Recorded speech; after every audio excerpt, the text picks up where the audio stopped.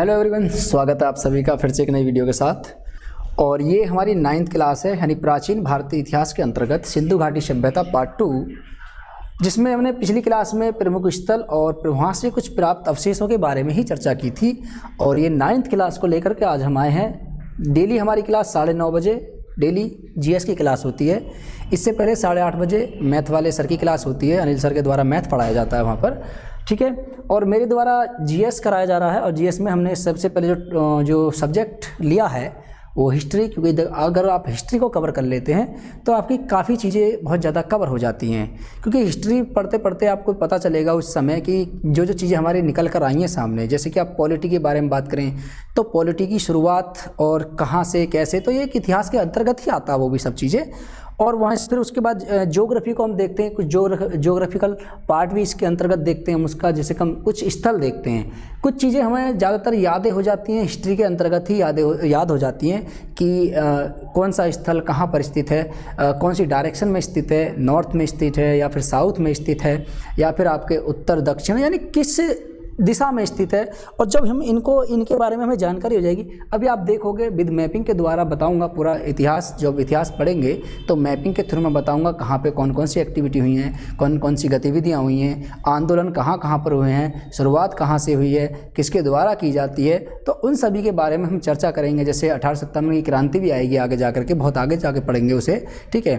उसके बाद यहाँ पर अभी देखेंगे प्राचीन भारत के अंतर्गत अभी तो सभ्यता चल रही है, ये सिंधु घाटी सभ्यता है। इसके बाद ऋग्वेदिक सभ्यता आती है और ऋग्वेदिक सभ्यता के बाद जो हमारा आता है, ठीक है, महाजनपद काल आता है, जिससे द्वितीय नगरीय क्रांति कहते हैं। और उसी के अंतर्गत हम देखेंगे कि जब उसका मगध साम्राज्य का उदय होता है तो उसी में कुछ विदेशी आक्रमण भी होते हैं भारत पर, यानी प्राचीन भारत में कुछ विदेशी आक्रमण भी होते हैं, ठीक है। पूरे विश्व इतिहास में एक युद्ध लड़ा गया था जो पूरे विश्व के इतिहास का प्रथम युद्ध भी माना जाता है। उसे ही बताऊंगा कि पूरे विश्व के इतिहास में सबसे पहले युद्ध कहाँ लड़ा गया था, किसके मध्य लड़ा गया था, उसके बारे में जानकारी हमें कहाँ से मिलती है, ठीक है।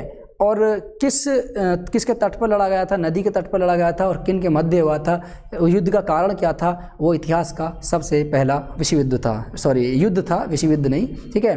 मतलब दो राजाओं के मध्य युद्ध हुआ था, युद्ध का कारण भी बहुत था उसमें। लेकिन आज हम जो करेंगे, हम अपना स्थल के बारे में बात करेंगे, स्थल और स्थल से संबंधित कुछ चीज़ें, जिसमें हमने कल जो कराया था, कल मैंने देखी कल 2 स्थलों के बारे में चर्चा की थी, ठीक है। देखिए जब समझाने का बात होती है तो उसमें कुछ ज़्यादा ही हो जाता है समझाने को तौर पर लेकर के, क्योंकि देखिए इतिहास ज़्यादातर कहानियों से याद होता है। क्योंकि इतिहास है अपने आप में, इतिहास क्या है, इतिहास एक वह विषय है जो एक अतीत के बारे में हमें जानकारी देता है कि अतीत में क्या क्या चीज़ें हुई हैं, क्या क्या घटनाएं हुई हैं, और उन घटनाओं को आगे न दोहराया जाए बल्कि उनमें सुधार किया जाए, ठीक है। जो हो चुका है उसको पुनः ना दोहराया जाए, इसकी बात को भी इतिहास हमें बताता है। सभ्यता और संस्कृति के बारे में बताता है कि वहाँ की सभ्यता कैसी थी और वहाँ की संस्कृति कैसी थी, इसके विषय में भी इतिहास बताता है, ठीक है। तो इससे पहले अवशेष पढ़ाए थे मैंने और स्थल पढ़ाए थे, जिनमें हड़प्पा, मोहनजोदाड़ो और लोथल 3 स्थल हो चुके हैं। वहाँ से क्या क्या चीज़ें प्राप्त हुई हैं इसके बारे में बताया था। आज हम बात करेंगे इसके कुछ अन्य प्रमुख स्थलों की, जैसे कालीबंगा हो गया, चनहुदड़ो हो गया, बनावली हो गया, धोलावीरा हो गया, ठीक है। तो चलते हैं अपने टॉपिक पे। तो आज का जो हमारा टॉपिक है वो है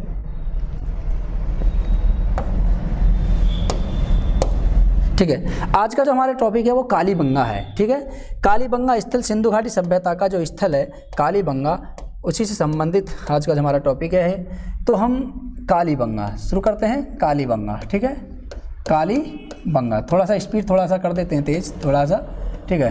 कालीबंगा, ठीक है। कालीबंगा किसकी खोज किसने करी, खोजकर्ता कौन थे, खोज कब हुई, किस सन में हुई, वर्तमान में ये कहाँ स्थित है, ठीक है, किस नदी के किनारे स्थित है, ठीक है।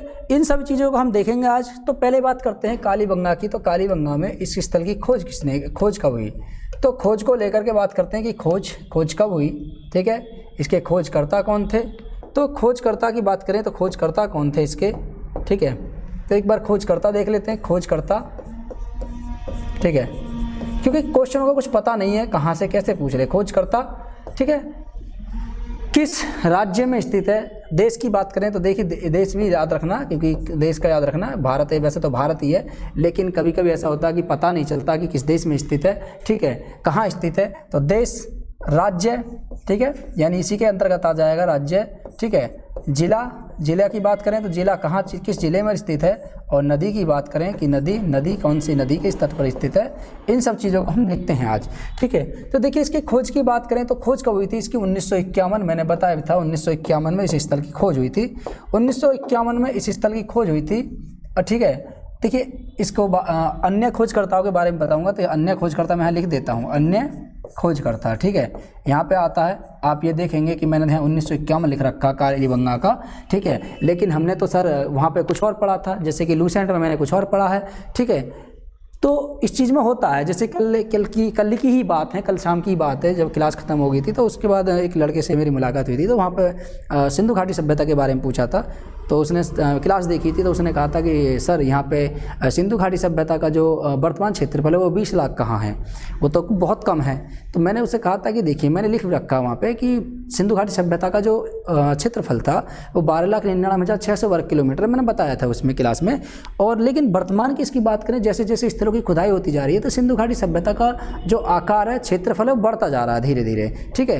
तो ऐसा नहीं है कि जो चीज़ें पहले ही प्राप्त हुई थी और वो क्षेत्रफल पहले ही था वही रहेगा। मैंने उसे बताया था कि 1947 से पहले मात्र इसके 40 स्थल ही खोजे गए थे, लेकिन उसके बाद जब खुदाई होनी शुरू हुई थी तो लगभग वर्तमान में आज इसके 1400 स्थल हैं। फिर उसने कहा तो लगभग 3000 स्थल इसके हैं। मैं बोला कहा जी हाँ, बुकों में अलग अलग दे रखा है। कहीं आपने बोला, मैंने चित्रा का एक मॉडल पढ़ा था BA में, तो उसमें बता रखा है कि 3000 स्थल हैं उसके, ठीक है। मैंने कहा था देखिए अलग अलग पुस्तकों में अलग अलग स्थल प्राप्त होते हैं। जब मैंने इसके बारे में चर्चा करी थी, जब मैंने क्लास कराई थी, तो उसमें मैंने बताया था कि देखिए 1400 स्थल भी हैं, 1500 स्थल भी इसके आते हैं, 3000 स्थल भी इसके आते हैं। तो अलग अलग पुस्तकों में अलग अलग स्थल दे रखे हैं, अलग अलग तिथियाँ भी दे रखी होती हैं, अलग अलग इसका क्षेत्रफल भी दे रखा होता है। लेकिन आप जब अच्छे प्रमाणिक पुस्तकें पढ़ोगे, अच्छे प्रकाशन की पुस्तकें पढ़ोगे, तो आपकी चीज़ें काफ़ी क्लियर हो जाएंगी, कोई डाउट नहीं रहेगा, ठीक है। चलिए, तो आप ये मत करना कि वहाँ पे कुछ और दे रखा है, यहाँ पे कुछ और दे रखा है, मैं सबको क्लियर कर दूंगा। डाउट आपका जो भी हो, आपका जो भी डाउट हो आप कमेंट सेक्शन में हमें लिख सकते हैं, निश्चित ही आपका डाउट क्लियर किया जाएगा, ठीक है। चलिए, तो खोज कब हुई थी? 1951 में। खोजकर्ता का नाम क्या था? क्या नाम था? अमलानंद घोष, ठीक है।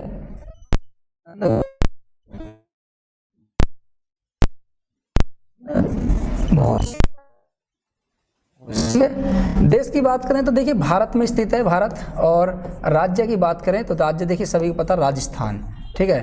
राजस्थान के और जिले की बात करें तो हनुमानगढ़ जिले में, ठीक है, हनुमानगढ़, ठीक है, हनुमानगढ़ जिले में स्थित है। और नदी की बात करें तो देखिए नदी घग्गर नदी के पास ही स्थित है ये, ठीक है। तो घग्गर नदी के तट पर स्थित है। किसकी नदी के तट पर स्थित है? घग्गर नदी के तट पर, ठीक है, घग्गर नदी के तट पर स्थित है। अन्य खोजकर्ता की बात करें, देखिए यहाँ पर आ जाएगा BB लाल एवं BK थापर, ठीक है। BB लाल, ठीक है, BB लाल एवं, ठीक है, एवं BK थापर, ठीक है। तो BB लाल एवं BK थापर अन्य खोजकर्ताओं का नाम भी आता है। और ये खोज कब हुई थी? 1961 में इस स्थल की खोज मानी जाती है कि BB लाल एवं BK थापर के द्वारा 1961 में इस स्थल की खोज की गई थी, ठीक है। यहाँ पर आपको डाउट हो जाता कि यहाँ पे तो सर आपने खोजकर्ता यहाँ पे कुछ और लिखवाया था, 1951 तिथि आपने लिखवाई है, खोजकर्ता अमलानंद घोष को बताया है, लेकिन यहाँ पे हमने पढ़ा है, मैंने भी बताया था कि ठीक है, मैंने कहा था कि वहाँ पे देखिए किताबों में अलग अलग किताबों में आपको अलग अलग चीज़ें मिलेंगी देखने के लिए, ठीक है। मैंने दोनों ही यहाँ पे लिख दी हैं, जो इन सा भी आए आप उसमें से कर देना, ठीक है। BB लाल एवं BK थापर के अनुसार आए तो आप 1961 लगाएंगे, वहीं अमलानंद घोष के अनुसार आए तो आप 1951 लगाएंगे, ठीक है। ये कहाँ पर स्थित है? राजस्थान के हनुमानगढ़ जिले में स्थित है। और किस नदी के तट पर स्थित है? घग्गर नदी। देखिए इसी का नाम था सरस्वती नदी, याद रखना, सरस्वती नदी, ठीक है। इसका घग्गर नदी का प्राचीन नाम सरस्वती नदी है, जो सरस्वती नदी के नाम से जानी जाती थी, वर्तमान में आज इसे घग्गर नदी के नाम से जाना जाता है, ठीक है। ये वही नदी है जो विलुप्त हो चुकी है, और लेकिन कभी कभी जब बारिश ज़्यादा हो जाती है तो उस क्षेत्र में उभर करके सामने आ जाती है, ठीक है, याद रखना। चलिए, अब यहाँ से कुछ अवशेष प्राप्त हुए थे, तो कुछ अवशेषों को देखते हैं कि कालीबंगा से प्राप्त अवशेष कौन कौन से अवशेष प्राप्त हुए थे। तो प्राप्त अवशेष, ठीक है, प्राप्त अवशेष, ठीक है, क्या क्या अवशेष यहाँ पे प्राप्त हुए थे, ठीक है। अवशेष का मतलब होता है कि ऐसी वस्तुएं जो पहले थी लेकिन वो समाप्त हो चुकी हैं और वो अब खुदाई के दौरान या किसी खुदाई के दौरान वो चीज़ें फिर से उभर करके सामने आती हैं, प्राप्त होती है, वो अवशेष होते हैं। ठीक है, अवशेष यानी साक्ष्य, किसी साक्ष्य सबूत के तौर पर हैं कि अगर उनका अध्ययन किया जाता है तो पता चलता है कि ये चीज़ें उस समय उस काल से संबंधित थी और उस काल के लोगों के द्वारा इनको प्रयोग किया जाता था। ठीक है, ये वहाँ पर यूज की जाती थी। तो ये सब साक्ष्य होते हैं। जैसे भी आप देखते हैं किसी के खिलाफ केस होता है, जैसे मान लीजिए सुप्रीम कोर्ट या हाई कोर्ट या किसी भी कोर्ट में केस चलता है, तो वहाँ पर जज भी कहते हैं कि सबूत लाइए। सबूत कहाँ पर है? अगर आपके पास सबूत है तो आप उस पर आरोप सिद्ध कर सकते हो, सबूत नहीं है तो उसको बाइज्जत रिहा कर दिया जाता है। तो वहाँ पर सबूत मांगा जाता है। साक्ष्य बताइए, साक्ष्य क्या है आपके पास? सबूत, कोई एविडेंस है, सबूत है आपके पास जिस चीज़ से आप प्रमाणित कर सको कि हाँ चीज़ ये हुई है, तो वही चीज़ें होते हैं। इसको कहते हैं अवशेष यानी सबूत। तो अवशेष वहाँ पे हैं, सबूत, साक्ष्य जो प्राप्त हुए हैं। तो देखिए यहाँ से क्या क्या चीज़ें हमें प्राप्त हुई हैं। तो देखिए इनकी बात करें तो इसमें देखिए यहाँ से जुते हुए खेत के साक्ष्य प्राप्त हुए हैं। नंबर फर्स्ट तो पहला जो हुआ है, ठीक है, ऐसा कोई बात नहीं है कि पहला दूसरा हो, तो नंबर फर्स्ट में मैं लिखता हूँ जुते हुए खेत के साक्ष्य, युगल समाधान। ठीक है, तो जुते हुए खेत के साक्ष्य,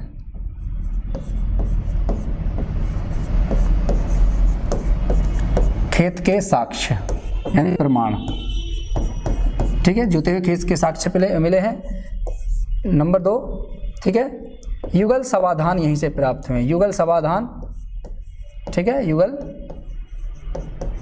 समाधान। ठीक है, युगल समाधान मैंने बताया था। देखिए युगल समाधान आपके लोथल से भी प्राप्त होते हैं। मैंने कल इनका चित्र भी दिखाया था, शायद नहीं भी दिखाया हो तो देखिए युगल समाधान में क्या था, मैंने बताया था उसके बारे में कि युगल समाधान में क्या होता था कि वहाँ के लोग ऐसा मानते थे कि जैसे अपने रिलेटिव, जितने भी रिलेटिव होते थे उनको एक ही जगह दफनाते थे उस समय। या फिर यहाँ से मैंने उसमें बताया था कि लोथल से सती प्रथा के प्रमाण भी पाए जाते हैं। वो क्यों? क्योंकि जब खुदाई के दौरान वहाँ से खुदाई के दौरान जो कंकाल प्राप्त हुए थे तो वहाँ एक ही कब्र में से 2 कंकाल प्राप्त हुए हैं। इससे यह प्रतीत होता है कि यहाँ के लोगों के द्वारा, ठीक है, सती प्रथा का प्रमाण प्राप्त होता है।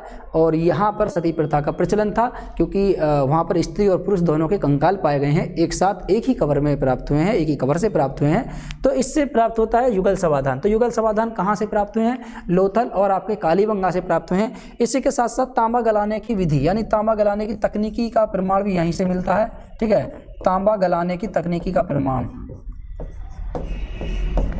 तांबा गलाने की तकनीकी का प्रमाण,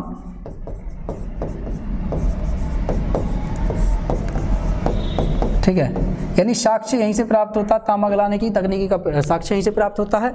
ठीक है, अब इसी में देखिए इसी के साथ साथ जो प्राप्त होता है और क्या चीज़ें देखिए, और देखिए कालीबंगा से, देखिए कालीबंगा का अर्थ भी पूछता है, कभी अभी बताऊंगा कालीबंगा का। एक यहाँ पे देखिए अग्निकुंड भी प्राप्त हुआ है, अग्निकुंड। ठीक है, अग्निकुंड, ठीक है, अग्निकुंड यहीं से प्राप्त हुआ है। और अग्निकुंड के साथ देखिए यहाँ पर एक खिलौने वाली नाव भी प्राप्त हुई है। ठीक है, खिलौने वाली नाव। ठीक है, तो एक नाव प्राप्त हुई है।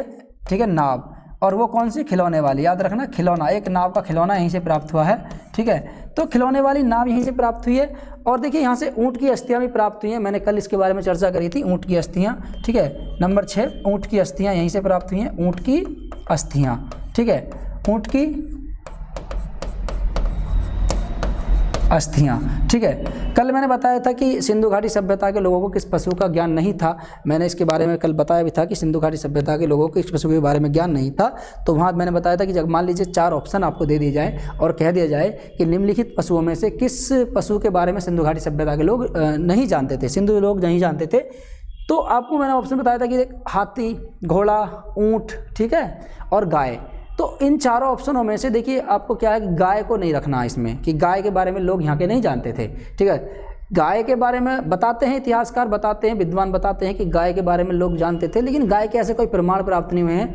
इन चारों पशुओं के बारे में लोग, यहाँ के बारे में लोगों को पता था, लेकिन यहाँ से घोड़े के अवशेष तो प्राप्त हुए हैं, घोड़े के दांत भी प्राप्त हुए हैं। मैंने बताया मोहनजोदड़ो से घोड़े के दांत प्राप्त हुए हैं, लोथल से मिट्टी की बनी हुई खिलौने की मिट्टी की बनी हुई मूर्तियाँ प्राप्त हुई हैं। मैंने चित्र भी बताया था कल उसका।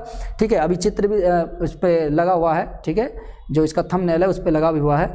ठीक है, तो वहाँ पर जो मैंने बताया अस्थियाँ भी प्राप्त हुई हैं। ठीक है, कहाँ कहाँ से घोड़ी की अस्थियाँ प्राप्त हुई हैं? देखिए ऊँट वाला आ गया यहाँ से, हाथी दांत कहाँ से प्राप्त हुआ, वो भी कहाँ से प्राप्त हुआ, मोहनजोदड़ो से प्राप्त हुआ। तो ये इसके बारे में जानते थे, लेकिन लोग इतने जो आगे जाकर के बहुत महत्वपूर्ण पशु हो गया था गाय, उसके बारे में कैसे नहीं जानते थे। इसमें विद्वानों में अभी भी मतभेद है इसको लेकर के कि गाय के बारे में यहाँ के लोग कैसे नहीं जानते थे, जबकि गाय अभी भी आप देखते हो कि गाय बहुत महत्वपूर्ण पशु है जिसको क्या कि मैं गौ माता भी कहा जाता है। ठीक है, एक हिंदुओं में इसको माता मानते हैं, ठीक है, गौ माता। ठीक है, तो इसके बारे में, तो गाय के बारे में यहाँ के लोग परिचित नहीं थे, लेकिन ऊँट से परिचित थे। ऊँट की अस्थियाँ यहाँ से प्राप्त हुई हैं, कहाँ से? कालीबंगा से प्राप्त हुई हैं।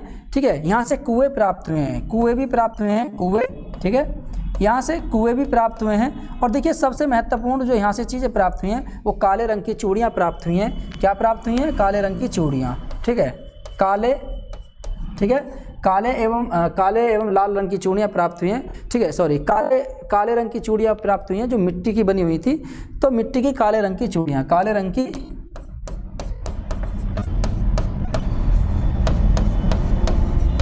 ठीक है, काले रंग की चूड़ियाँ। ठीक है, तो काले रंग की चूड़ियाँ भी यहीं से प्राप्त हुई हैं। और कालीबंगा का अर्थ भी होता है काले रंग की चूड़ियाँ। आप कालीबंगा को, ठीक है, याद रखना कि काले रंग की चूड़ियाँ, कालीबंगा का अर्थ भी होता है काले रंग की चूड़ियाँ, तो इसलिए कालीबंगा से संबंधित होता है। तो यहाँ से काले रंग की चूड़ियाँ भी प्राप्त हुई थी। इस स्थल का नाम रखा गया था कालीबंगा। ठीक है, चलिए ये हो गया कालीबंगा के बारे में। आगे नेक्स्ट स्थल की बात करें तो देखिए नेक्स्ट स्थल में अगला आता है आपके चन्हुदड़ो। ठीक है, तो चन्हुदड़ो की बात करते हैं, चन्हुदड़ो। ठीक है,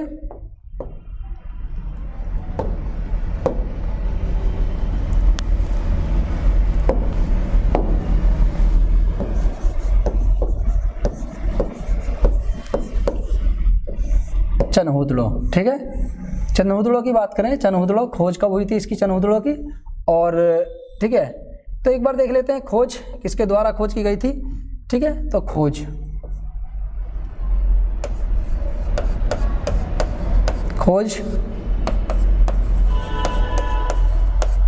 खोजकर्ता, वर्तमान स्थिति,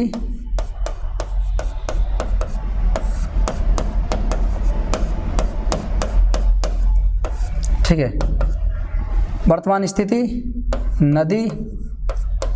ठीक है, तो चन्हुदड़ो की बात करें तो देखिए खोज कब हुई थी चन्हुदड़ो की?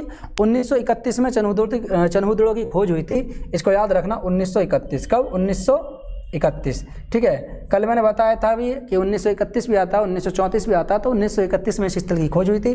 खोजकर्ता कौन थे इसके?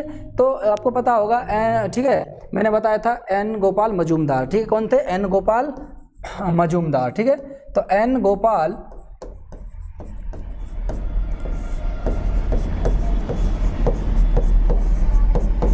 गोपाल मजूमदार इसकी स्थल की खोज करता थे।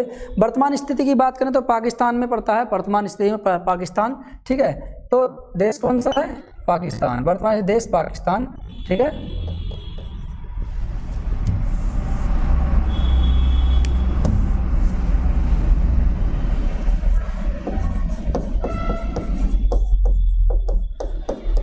ठीक है, वर्तमान पाकिस्तान में।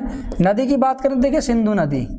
ठीक है, ये सिंधु नदी के बाएं तट पर स्थित है। याद रखना, सिंधु नदी के बाएं तट पर स्थित है। कभी पूछ ले तो आपको याद रखना है सिंधु नदी के बाएं तट पर स्थित है। अब देखिए यहाँ से क्या क्या चीज़ें प्राप्त हुई थी, यहाँ से चीज़ें में प्राप्त हुई। ठीक है, तो देखिए यहाँ से प्राप्त अवशेष, क्या क्या अवशेष प्राप्त हुए थे? याद रखना, प्राप्त अवशेष। ठीक है, प्राप्त अवशेष। ठीक है, क्या क्या अवशेष प्राप्त हुए हैं यहाँ से? तो ठीक है, देख लेते हैं एक बार क्या क्या चीज़ें यहाँ से प्राप्त हुई हैं। तो देखिए मन के बनाने का कारखाना। ठीक है, मन के बनाने का कारखाना।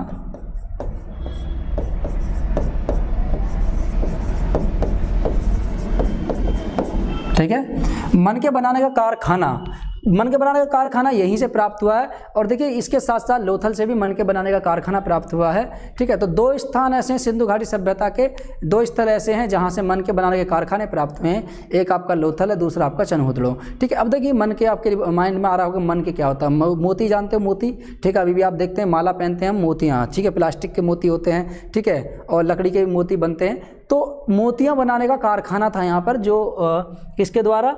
यानी अर्नेस्ट मेके के द्वारा खोजा गया था। ठीक है, तो लोथल में जो प्राप्त हुआ था वो अर्नेस्ट मेके के द्वारा एक कारखाना प्राप्त किया गया था और चनहुदड़ो से एक कारखाना प्राप्त हुआ था, मन के बनाने का कारखाना। ठीक है, और इसके साथ साथ देखिए एक यहाँ पे मुद्रा प्राप्त हुई है, इसको याद रखना, मुद्रा। ठीक है, एक यहाँ से मुद्रा मिली है और इस मुद्रा पे, ठीक है, देखिए मुद्राओं का प्रचलन 6ठी शताब्दी ईस्वी में आता है, 6ठी शताब्दी ईसा पूर्व में आता है, लेकिन यहाँ पे भी कुछ मुद्राएं थीं। अब देखिए मुद्रा कैसी थी, तो मुद्रा कुछ वर्गाकार में थी, कुछ आयताकार में थी, कि यहाँ पे कुछ ईंटें भी प्राप्त होती है, कुछ वर्गाकार ईंटें प्राप्त होती हैं, मुद्रा यहाँ पे आयताकार होती थी। ठीक है, तो यहाँ पर टुकड़े होते थे, धातु के टाइप में टुकड़े होते थे। ठीक है, अब इनका मुद्राएं थी, तो मुद्रा जो प्राप्त हुई है उस पर किसका अंकन प्राप्त होता है, देखिए कभी क्वेश्चन पूछ ले तो बता देता हूँ। तो देखिए मुद्रा जो प्राप्त हुई है तो उस मुद्रा पे, ठीक है, 3 घड़ियाल, ठीक है, एक तरफ 3 घड़ियाल, ठीक है, एक तरफ 3 घड़ियाल, कितने, 3 घड़ियाल, एक तरफ 3 घड़ियाल प्राप्त हुए हैं। ठीक है, 3 घड़ियाल, ठीक है, और दूसरी तरफ 2 मछली के चित्र। ठीक है, एक तरफ 3 घड़ियाल और दूसरी तरफ 2 मछली का चित्र प्राप्त हुए हैं। ठीक है, और यहाँ से देखिए एक ईंट भी प्राप्त हुई है, एक ईंट प्राप्त हुई है यहाँ से ईंट। ठीक है, अब देखिए ईंट पे किसका चित्र पाया गया था, की बात देखिए यहाँ पर किस चीज़ का चित्र पाया गया था, किसका अंकन पाया गया था, ईंट का। तो इस ईंट पर देखिए बिल्ली का पीछा करते हुए कुत्ते के पंजे के निशान दिखाए गए हैं। ठीक है, तो बिल्ली का पीछा करते हुए, ठीक है, बिल्ली का पीछा करते हुए, ठीक है, कुत्ते के पंजे के निशान। ठीक है, तो बिल्ली का पीछा करते हुए कुत्ते के पंजे के निशान प्राप्त हुए हैं इसी ईंट से। ठीक है, क्वेश्चन पूछ ले तो आप याद रखना कि ईंट प्राप्त हुई है, कहाँ से प्राप्त हुई है, चनहुदड़ो से प्राप्त हुई है। ठीक है, यहाँ पर देखिए पकी हुई ईंटों से बनी हुई कुछ पाइपनुमा नालियाँ प्राप्त हुई हैं, यानी यह एकमात्र ऐसा स्थल था जिसमें नालियों में पकी जो ईंट होती थी उनको पाइपनुमा आकार में बना दिया जाता था। जो नालियाँ बनाई जाती थी वो पाइप की, जैसे आज हम क्या करते हैं, पाइप यूज करते हैं, प्लास्टिक की पाइप का इस्तेमाल करते हैं, तो उस समय पाइपनुमा नालियाँ जो मिली हैं वो कहाँ से मिली हैं, चनहुदड़ो से प्राप्त हुई हैं। तो मैं लिख देता हूँ पाइपनुमा नालियाँ। ठीक है, पाइपनुमा नालियाँ। ठीक है, इसलिए चनहुदड़ो जो था, चनहुदड़ो जल निकास प्रणाली का सबसे महत्वपूर्ण स्थल भी माना जाता है कि जल निकास प्रणाली यहाँ पे बहुत अच्छी थी। ठीक है, आगे बात करें बनावली की। ठीक है, क्योंकि बनावली में भी आता है जल निकास प्रणाली का, तो ये तो था आपका चनहुदड़ो। आगे नेक्स्ट स्थल की बात करें, ठीक है, तो अगला आता है आपका बनावली। कौन सा आता है, बनावली। ठीक है, बनावली। ठीक है, बनावली। ठीक है, अब देखिए बनावली की बात करें, खोज की बात करते हैं। खोज किसके द्वारा की गई थी, सॉरी, खोज कब हुई थी, खोजकर्ता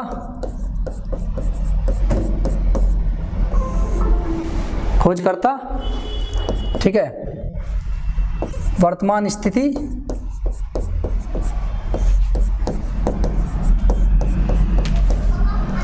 स्थिति, ठीक है, राज्य, ठीक है, जिला यानी जो स्थान है जहाँ पड़ता है ये, ठीक है, नदी। ठीक है, नदी की बात करें तो देखिए इसकी जो खोज हुई थी, चनहुदड़ो की खोज की बात करें तो चनहुदड़ो की खोज, बनावली की जो खोज हुई थी, तो बनावली की खोज हुई थी 1974 में। ठीक है, कब हुई थी, 1974 में बनावली की जो खोज हुई थी, 1974 में इसकी खोज हुई थी, इस स्थल की 1974, याद रखना 1974 में इस स्थल की खोज हुई थी। 1973 भी आता है तो 1973-74 में माना जाता है इसको, लेकिन आप याद रखना कि 1974 में इस स्थल की खोज हुई थी बनावली की। खोजकर्ता का नाम क्या था, देखिए इनका नाम था R.S. विष्ट। क्या नाम था, R.S. विष्ट। इनका पूरा नाम याद रखना, रविंद्र सिंह विष्ट इनका पूरा नाम होता है, रविंद्र सिंह विष्ट।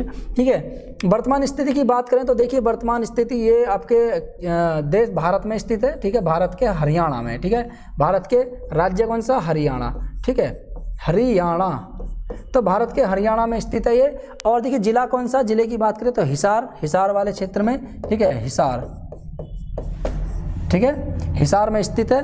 और देखिए नदी की बात करें, ठीक है। तो सरस्वती नदी के सरस्वती नदी बहती थी यहाँ से, सरस्वती नदी, तो सरस्वती, ठीक है, सरस्वती नदी के तट पर स्थित था ये, स्थित स्थल है ये बनावली, ठीक है। और देखिए यहाँ से कुछ जो चीज़ें प्राप्त हुई हैं, कौन कौन सी चीज़ें यहाँ से प्राप्त हुई हैं उनके बारे में बात करें तो क्या क्या यहाँ से अवशेष प्राप्त हुए हैं, तो अवशेष देख लेते हैं, प्राप्त अवशेष, ठीक है।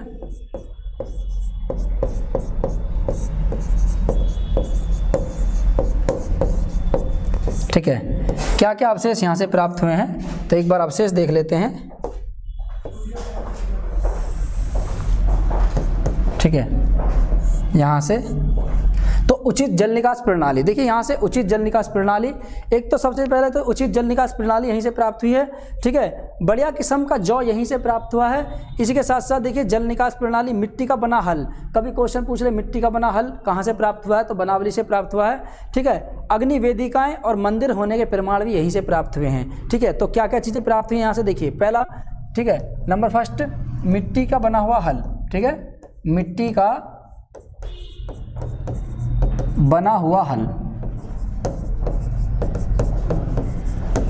मिट्टी का बना हुआ हल, ठीक है। उचित जल निकास प्रणाली, उचित जल निकास प्रणाली, ठीक है। बढ़िया किस्म का जौ,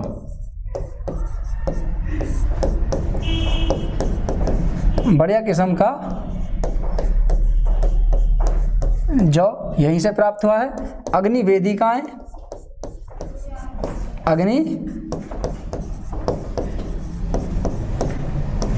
अग्नि वेदिकाएं, ठीक है। और देखिए मंदिर होने के प्रमाण,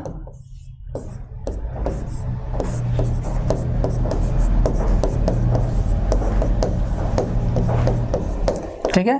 क्वेश्चन पूछ ले कि मंदिर होने के प्रमाण कहाँ से प्राप्त हुए हैं, यानी सिंधु घाटी सभ्यता का वह कौन सा स्थल था जहाँ से मंदिर होने के प्रमाण प्राप्त हुए हैं, तो वो कौन सा स्थल था ये इसका, ठीक है। मंदिर होने के प्रमाण में बनावली एक ऐसा स्थल था जहाँ से मंदिर होने के प्रमाण प्राप्त हुए हैं, ठीक है। अगले नेक्स्ट की बात करें, अगले उसकी, ठीक है। आगे जो आता हमारा धौलावीरा, ठीक है। अगला स्थल जो कौन सा है, धौलावीरा, तो धौलावीरा देख लेते हैं, ठीक है। यहाँ से भी क्वेश्चन बनते हैं, धौलावीरा, ठीक है। तो धौलावीरा की बात करें, ठीक है, तो धौलावीरा में देखिए खोज कब हुई थी, ठीक है, खोज कब हुई, खोजकर्ता, ठीक है। और वर्तमान स्थिति,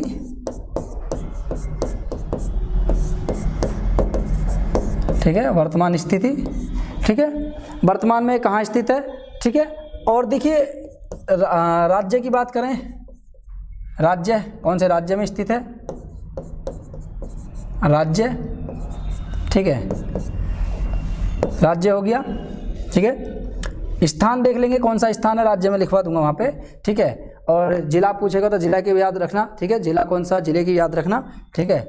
तो जिला, और सबसे बड़ा नदी, ठीक है, नदी का भी याद रखना कि कौन सी नदी के तट पर स्थित है, ठीक है। तो चलिए बात करें इसके विषय में, तो ये जो स्थल है, ठीक है, ये जो स्थल है, ये इसकी स्थल की खोज कब हुई थी, 1900, ठीक है, 67-68 में, कब हुई थी, 1967-68 में। खोजकर्ता कौन थे इसके, मैंने देखिए खोजकर्ता के बारे में हमने चर्चा करी थी वहीं पर, तो इसके बारे में मैंने बताया था कि खोजकर्ता जो थे इसके, वो थे, उनका नाम था जेपी जोशी। क्या नाम था, जेपी जोशी के द्वारा इस स्थल की खोज की गई थी, जेपी जोशी के द्वारा, ठीक है। इनका पूरा नाम क्या था, जगतपति जोशी, इनका पूरा नाम था जगतपति जोशी। वर्तमान स्थिति की बात करें तो भारत, ठीक है, भारत में स्थित है। और राज्य की बात करें तो गुजरात, ठीक है, ये गुजरात, तो भारत के गुजरात राज्य में जिला है इसका कच्छ, ठीक है, कच्छ जिले में। और देखिए कच्छ जिले में एक स्थान है, ठीक है, भचाऊ तालुका, क्या नाम है, भचाऊ तालुका, ठीक है, भचाऊ तालुका एक स्थान है, वहीं पर पड़ता है ये। और नदी की बात करें तो देखिए लूनी नदी, ठीक है, क्या है, लूनी नदी, तो लूनी नदी के तट पर स्थित है ये धौलावीरा, ठीक है। देखिए यहाँ से जो अवशेष, यहाँ से जो चीज़ें प्राप्त हुई थी, क्या क्या अवशेष यहाँ से प्राप्त हुए थे, यानी सिंधु, यहाँ से इस स्थल से क्या क्या अवशेष प्राप्त हुए हैं, तो अवशेष देख लेते हैं एक बार कि अवशेष कौन कौन से प्राप्त हुए हैं।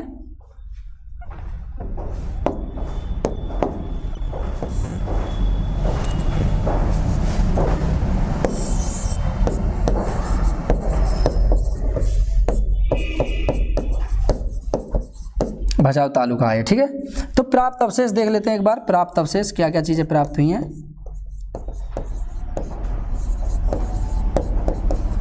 ठीक है, प्राप्त अवशेष क्या क्या चीज़ें यहाँ से प्राप्त हुई हैं इस स्थल से, ठीक है।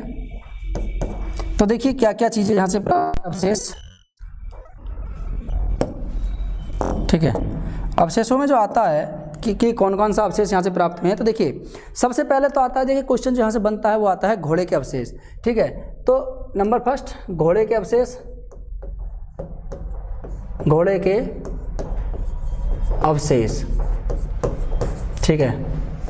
घोड़े के अवशेष यहीं से प्राप्त हुए थे, ठीक है। और देखिए एक स्थल और आता है इसके अलावा एक स्थल और आता है जहाँ से आता है कि निम्नलिखित में से सिंधु घाटी सभ्यता का वह कौन सा स्थल है जहाँ से घोड़े के अस्थियाँ प्राप्त हुई हैं। तो सुतकोटदा जहाँ से घोड़े की अस्थियाँ प्राप्त हुई हैं, ठीक है। लेकिन घोड़े के अवशेष की बात करें तो वो धोलावीरा आता है, और घोड़े की अस्थियों की बात करें तो वो सुतकोटदा आता है, ठीक है। चलिए नंबर 2 की बात करें तो देखिए यहाँ से एक डैम भी प्राप्त हुआ है, क्या बांध, जलाशय बोलते हैं इसे। तो एक जलाशय, ठीक है। तो जलाशय यहीं से प्राप्त हुआ, जलाशय, ठीक है। जलाशय की याद रखना, जलाशय, ठीक है। तो जलाशय यहीं से प्राप्त हुआ है, जलाशय, ठीक है। इसे हम डैम कहते हैं, डैम, ठीक है। तो डैम यहीं से प्राप्त हुआ है, जलाशय। तो सिंधु घाटी सभ्यता के लोग जो पानी को इकट्ठा करके रखते थे, ठीक है, जिसमें धौलावीरा, और धौलावीरा जो आपके देखिए लूनी नदी के तट पर है गुजरात में। और जो पूरा एरिया था इसका लगभग, ठीक है, जो पूरा इसका एरिया था, तो एरिया आपके देखिए जल से लगा हुआ था, ठीक है। ज़्यादातर जो इसका स्थल था, जो स्थल भाग था, वो समुद्र से लगा हुआ स्थल, समुद्र से लगे हुए थे क्षेत्र, ठीक है, जो आपको देखेंगे, आप देखेंगे यहाँ पे, ठीक है। नंबर 3 की बात करें, चलिए डैम की एक बार लंबाई चौड़ाई की बात कर लेते हैं। डैम देखिए विशाल जलाशय यहीं से प्राप्त हुआ है। तो इसमें देखिए इसकी जो लंबाई 80.4 मीटर, ठीक है, इसकी चौड़ाई थी, ठीक है। 12 × 7.4, ठीक है। तो 12 मीटर और गुणा 7.4 मीटर, ठीक है। 7.4 या 7.5 मीटर के लगभग में था ये, ठीक है। तो लंबाई चौड़ाई और गहराई इतना ये डैम था, विशाल जलाशय कहते हैं इसे। और देखिए यहाँ से पशु की छोटी कांस्य मूर्ति मिली थी, ठीक है। तो पशु की छोटी कांस्य मूर्ति, पशु की छोटी कांस्य मूर्ति, ठीक है। पशु की छोटी कांस्य मूर्ति भी यहीं से प्राप्त हुई है। और देखिए यहाँ से एक 9 वर्णों वाला एक यहाँ पे एक अभिलेख भी प्राप्त हुआ है। क्या प्राप्त हुआ है? 9 वर्णों वाला अभिलेख, 9 वर्णों वाला,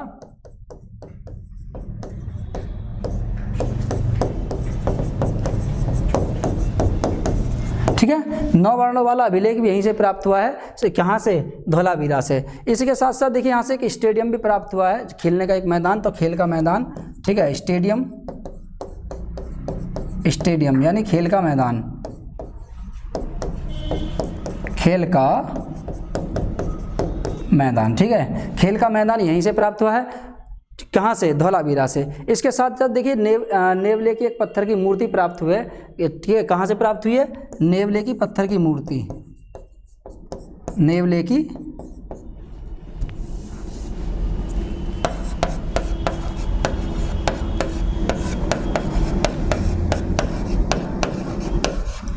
पत्थर की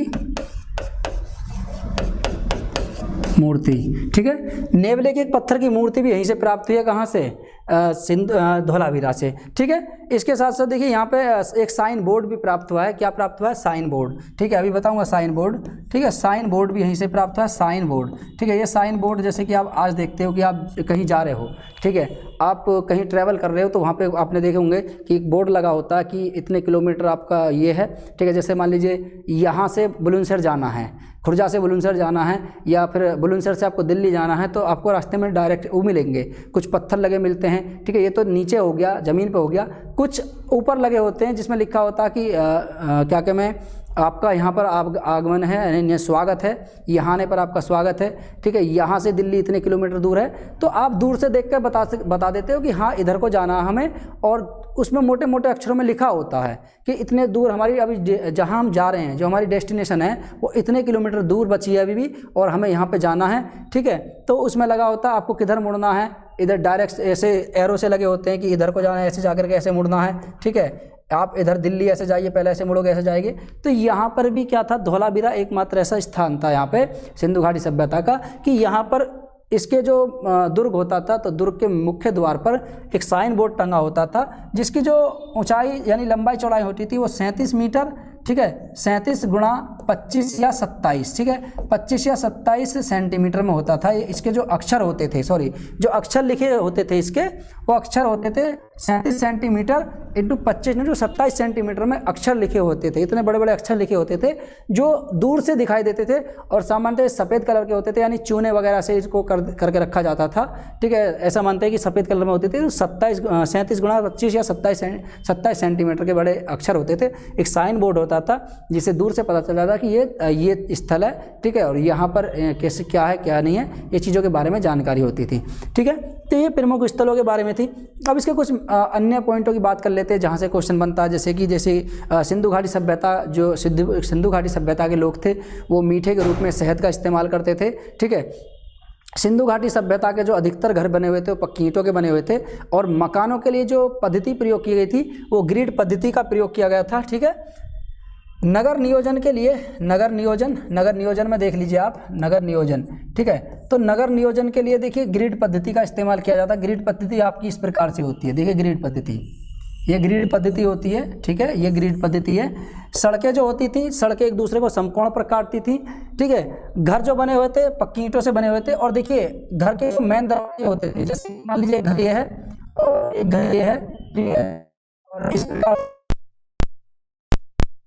जगह छोड़ रखी है बीच में ये वाली, ये मुख्य सड़क है। मान लीजिए ये मुख्य सड़क है हमारी, ये मुख्य सड़क है, ठीक है, ये मुख्य सड़क है हमारी, इधर से मुख्य सड़क है, ये घर बने हुए हैं। तो जो घरों के दरवाजे होते थे ये गलियां होती थी, ये जो होती थी ये गलियां होती थी, ठीक है। ये जो मैंने बीच में गैप छोड़ रखे हैं गलियां हैं। तो जो घरों के दरवाजे होते थे मुख्य सड़क पर न खुल करके, ठीक है, गली में खुलते थे, लेकिन इसका जो लोथल था, लोथल एकमात्र ऐसा स्थल था जिसके घरों के दरवाजे मुख्य सड़क पर खुलते थे।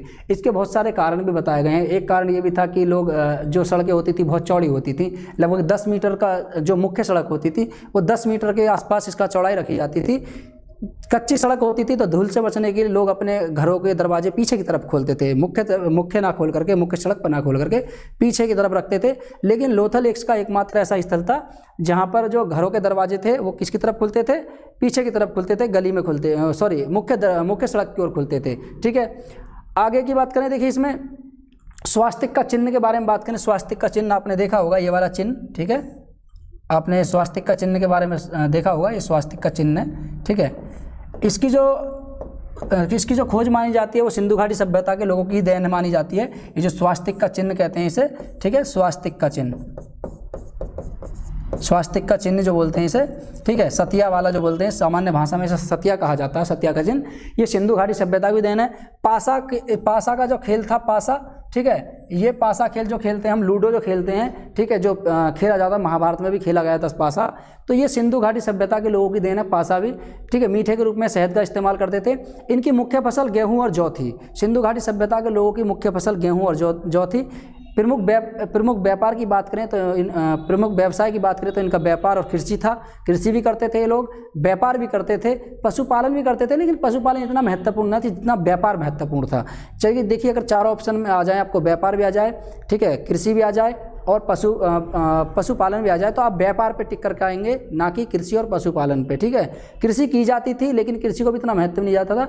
कृषि और व्यापार को थोड़ा महत्व है, लेकिन व्यापार को सबसे ज़्यादा महत्व दिया जाता था, ठीक है। लोथल, ठीक है, लोथल से धान की भूसी प्राप्त हुई है। और देखिए जौ मैंने बताया था, जौ कहाँ से प्राप्त हुआ, चनोदड़ों से जौ प्राप्त हुआ है, बनावली से जौ प्राप्त हुआ है, ठीक है। धान की भूसी लोथल और रंगपुर से प्राप्त हुई है, ठीक है। बढ़िया, चावल के जो साक्ष्य प्राप्त हुए हैं लोथल से प्राप्त हुए हैं, इतना ध्यान रखना। जो चावल के साक्ष्य प्राप्त हुए हैं वो कहाँ से प्राप्त हुए हैं, रंगपुर और लोथल से प्राप्त हुए हैं। क्वेश्चन आता है, पूछ लिया जाता है कि चावल और, ठीक है, चावल के साक्ष्य कहाँ से प्राप्त हुए हैं, लोथल, रंगपुर से। रंगपुर से धान की भूसी प्राप्त हुई है, चावल के साक्ष्य लोथल से प्राप्त हुए हैं, ठीक है। सिंधु घाटी सभ्यता के लोगों का जो पहनावा था वो सूती वस्त्र थे, ठीक है। कपास की जो देन थी वो सिंधु घाटी सभ्यता के लोगों की देन है, ठीक है। कपास का जो निर्माण किया गया था सबसे पहले सिंधु घाटी सभ्यता के लोगों के द्वारा किया गया था। और देखिए कांसे का आविष्कार इन्हीं के यहाँ के लोगों के द्वारा किया गया था, ठीक है। इनका प्रिय पशु एक श्रृंगी जानवर था। प्रिय पशु की बात करें तो इनका प्रिय पशु एक श्रृंगी जानवर, ठीक है, प्रिय पशु एक श्रृंगी जानवर, ठीक है, आपने देखा होगा, आप मोहनजोदाड़ो फिल्म देखना आज, आप उसमें देखेंगे कि ऋतिक रोशन जो होते हैं उसके सपने में एक श्रृंगी जानवर ही आता है। इनका जो प्रिय पशु एक श्रृंगी जानवर हो गया, और पूजनीय पशु वो कुबड़ वाला सांड था, ठीक है, जो सबसे पूजनीय था वो कुबड़ वाला सांड था।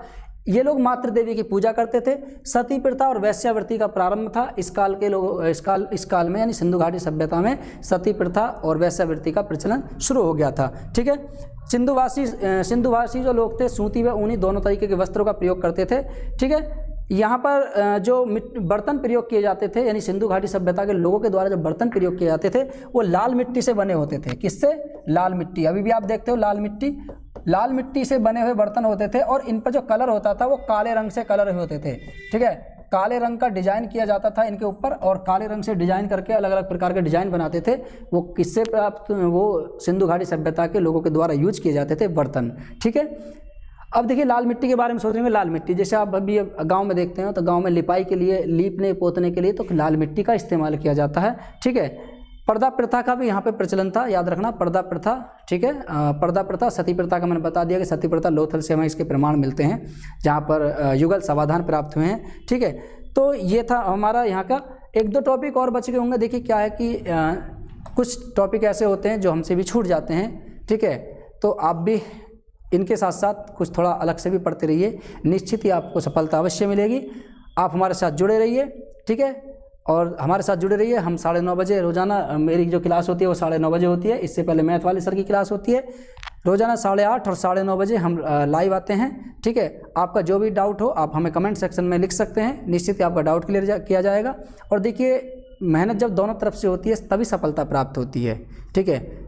लगभग आप कम से कम रोज़ाना, ज़्यादा नहीं, 3 से 4 घंटे आप पढ़ते रहिए और हमारे साथ जुड़े रहिए, निश्चित आपको सफलता मिल जाएगी। आज के लिए इतना ही काफ़ी। मिलते हैं नेक्स्ट वीडियो में, तब तक के लिए जय हिंद। और नेक्स्ट टॉपिक में अब, ठीक है, चलिए।